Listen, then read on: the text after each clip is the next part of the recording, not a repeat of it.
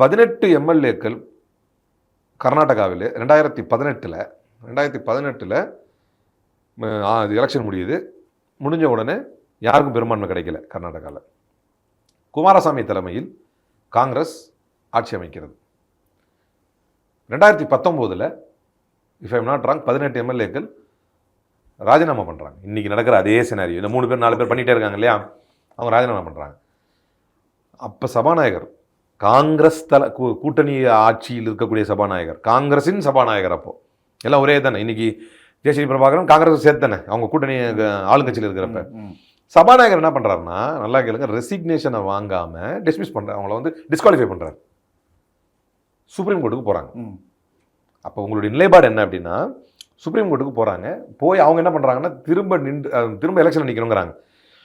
அப்போ சபாநாயகரை அவங்கள டிஸ்குவாலிஃபை பண்ணதோடு மட்டும் இல்லாமல், காங்கிரஸுடைய முடிவு அதுதான், அவங்கள டிஸ்குவாலிஃபை பண்ணதோடு மட்டும் இல்லாமல் இந்த டேர்ம் ஃபுல்லாக முடிகிற வரைக்கும் அவங்க ரீஎலெக்ட் ஆகக்கூடாதுன்னு போடுறாரு. அப்போ தான் அவங்க சுப்ரீம் கோர்ட்டு போகிறாங்க. அவங்க பிஜேபி உந்துதலாக அதை செய்கிறாங்க. ஆக்சுவலாக அதான் யதார்த்தம், பிஜேபி உந்துதலாக தான் அதை பண்ணுறாங்க. இங்கே தான் முக்கியமான பாயிண்ட், பிஜேபி உந்துதலில் தான் அவங்க போய் ரெசிக்னேஷன் கொடுக்குறாங்க.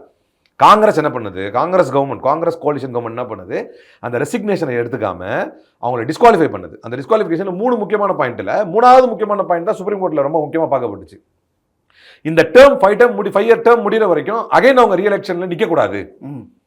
யூஸ்வலாக அவங்க ஆன்டி டிஃபெக்ஷனில் வந்து அவங்க அமைச்சராக வரக்கூடாது, ஆனால் ரீஎலெக்ட் ஆகிட்டாங்கன்னா விச்சவரி சியர்லியர் அவங்க கொடுத்துக்கலாங்கிறது தான் சட்டம்.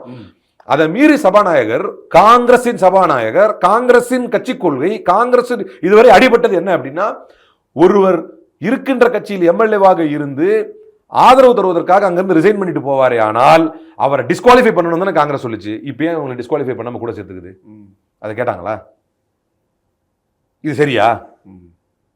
உங்க அங்க ராகுல் காந்தி என்ன சொன்னாரு, மக்களின் தீர்ப்பை மதிக்காம செய்யறாங்க. மாணிக் தாக்கூர் அப்ப என்ன சொன்னாரு, ஐயோ இது தப்பு, ராகுல் காந்தி சொல்லதான் சரினார்.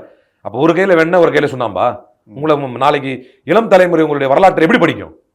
பாஜகவுக்கு சற்றும் சளைத்தவர்கள் அல்ல காங்கிரஸ் சொல்லுவாங்களா, சொல்ல மாட்டாங்களா? அந்த அசிங்கத்தில் நானும் பங்கு பெற விரும்பல. இதுதான் என்னுடைய பாயிண்ட். ஏன் வர்றீங்க, ஏன் கோபப்படுறீங்கன்னா, இந்த நிலைப்பாடு ஃபர்ஸ்ட்லேயே தெரியாது. முதல் கோடல் முற்றிலும் கோடல் இது. சரி, இது என்ன செல்வப்பிரந்தையோட முடிவா இல்லை ராகுல் முடிவு தானே? என்ன சார், செல்வப்பிரந்தை மட்டும் முடிவு எடுக்க தான் என்னென்ன முடிவு எடுத்துட்டு போயிருவாரு, அவர் தான் நமக்கு தெரியாதா? ராகுல் காந்தி முடிவு தான். செல்வப்பிரந்தை முடிவுன்னா அவர் ஏன் விஜய் பதவி ஏற்பிலாக்கு ராகுல் காந்தி வராரு? அவர் ஏன் வந்து சிஎம் நம்ம இங்கே தேர்தல் பிரச்சாரத்தோட கூட வந்து கலந்துக்கவே இல்லையே? குழந்தைத்தனமா கோச்சிக்கிட்டு போறதுனா அரசியலில் ஈடுபடுமா சார்? இதெல்லாம் ஒரு லீடர்ஷிப்புக்கு அழகா?